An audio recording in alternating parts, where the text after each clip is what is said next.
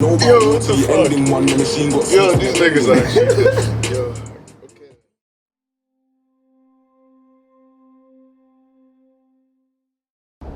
Hey. So, introduce yourself. I'm King Abdul. I'm co-founder of Nines and Dimes. I'm a rapper, artist, marketing expert, extraordinaire, funny guy on the low. Simple as that. What does the word classic mean to you? Classic, that's a tough one. But classic I define as anything that has substance. It's something you can always go back to and consistently learn from. And those are the things that are classic, Because it's like, you can make a whole thing, make a whole art piece, let's say. But if no one is learning something from that, something new, it's just like every other one that's come beforehand.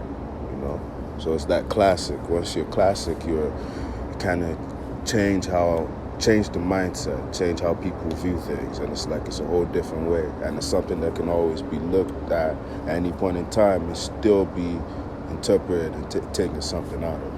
You can take something out of it at any point in time. That's a cool story. What makes something classic to you? Examples: To Pimp a Butterfly by Kendrick Lamar and Good Kid, Mad City. It's a classic. It's just the main thing is with classics for me are like the emotion you feel, I'm a very emotion-based person.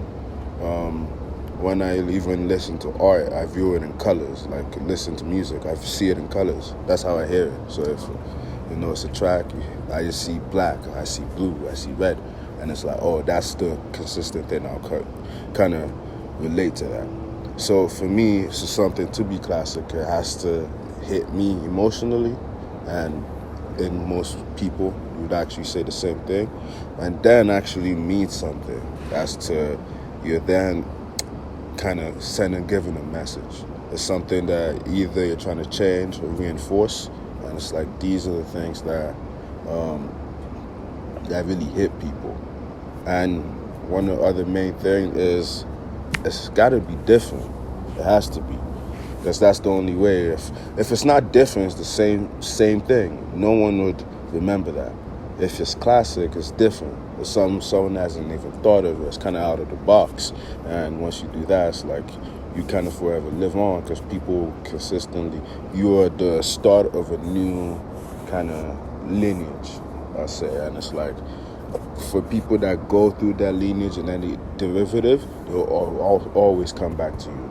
As simple as that. They'll always come back to you because you're the starter, and it will always be like that. When do you feel the most creative?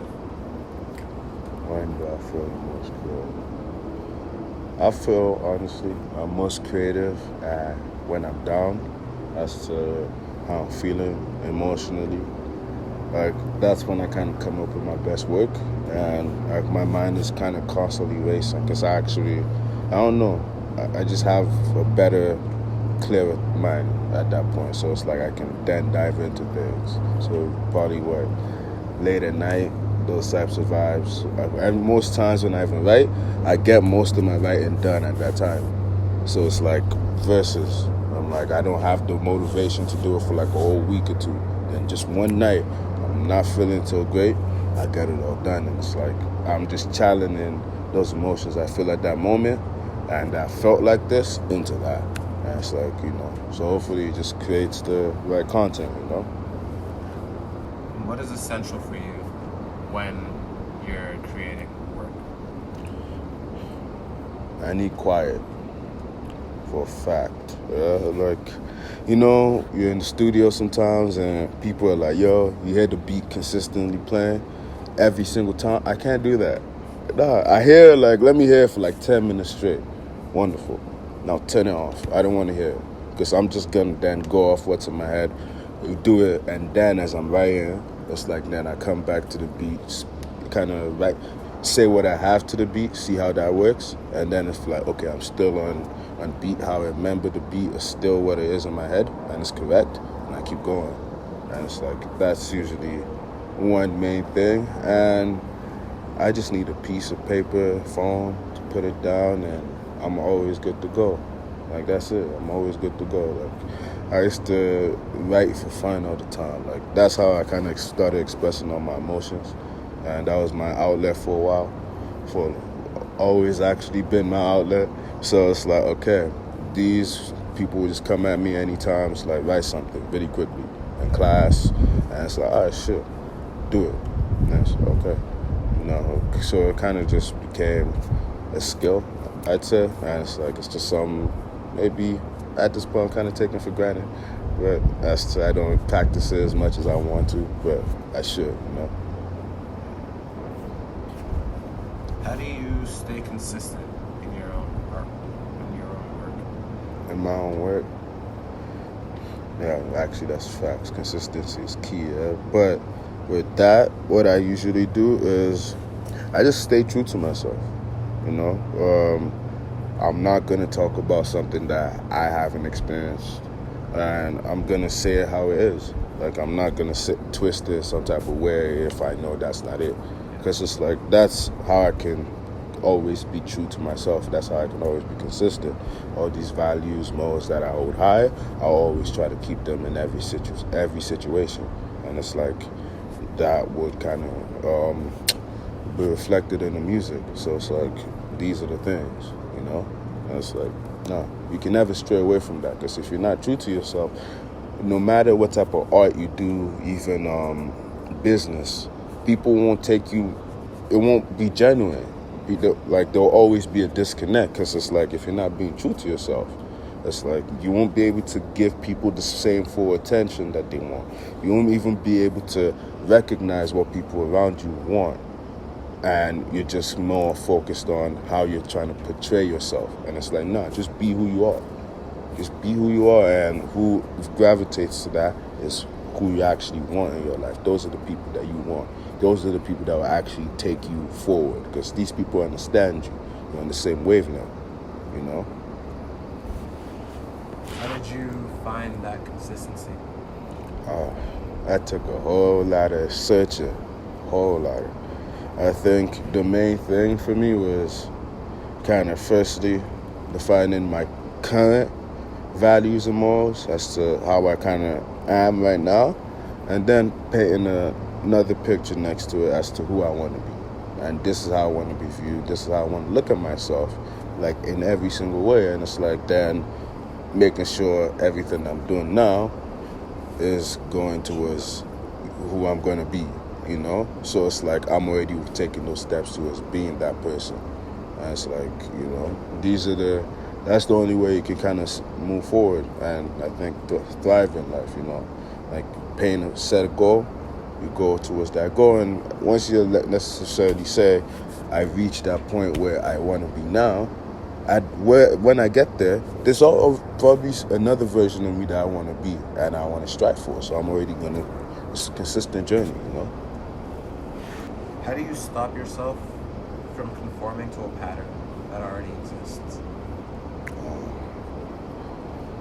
It's hard, because the thing is, sometimes you don't even notice you're in that pattern. It's regular. So it's let's say it's music, it's something you already listen to. Everyone makes that type of music. So it will only be natural for you to do that. But I'd say, as to not conform, I think you kind of just express yourself to multiple different things. Because once you do that, you'll never be really stuck in the middle. Like, even if, you have a mumble rap thing, you could do that in so many different ways, as to now it's using different elements of pop, jazz, and all these other stuff that's like, it can work, but it's your own different niche. So it's like you can always differentiate yourself from all of that. It's just you kind of have to be open-minded towards the other things around you. And once you take note of that, it will kind of just come naturally. Last question. Do you think you're ever going to make a classic? I hope so. I really hope so. Wow. It's one of those, like, you really have to be on your I think you have to be at your most vulnerable, firstly. Like, because usually that's when classics are made, at least in music. Even in any art, really. Like, you have to be at your most vulnerable that regardless, you don't care whatever you say as to how people might view this, as to this is what you're really thinking, this is what really happened to you, this is what you're going to talk about. Or if it's like through that, it's like people then really feel these emotions, all these things that you've gone through. It's like it kind of just hits them. So for me, if I were to go about like making a classic, I'll go listen to everything that I consider a classic. And honestly, that's for music, making a classic, you're most likely going to focus on the entire body of work. So with that, I would even go listen to what other people consider classics. So I really hope so that I make a classic. I'll put in the effort for sure. There's no doubt about that. And you just got to let the people decide and God decide. You never know. The things that you could think that would not be anything at all, you're just putting out for fun. That's what people gravitate to. And it was just, when you made it, it was just off vibes and it was just natural. And they just love it. They feel the same thing. So you never really know. So you just got to put your best foot forward and, hopefully it all works out. Thank you. Thank you for having me.